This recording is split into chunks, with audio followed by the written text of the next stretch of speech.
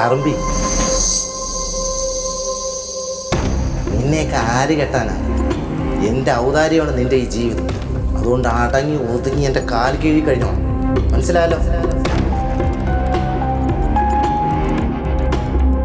മോളെ അമ്മയ്ക്ക് മരിക്കണേന് മുമ്പ് മോളുടെ കല്യാണം കാണണം.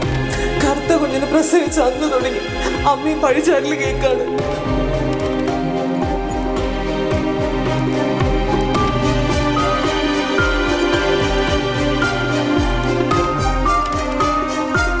മോളെ, നമ്മുടെ സമ്പാദ്യം മുഴുവൻ കൊടുത്തിട്ടാണെങ്കിലും മോളെ കല്യാണം ഈ അച്ഛൻ നടത്തും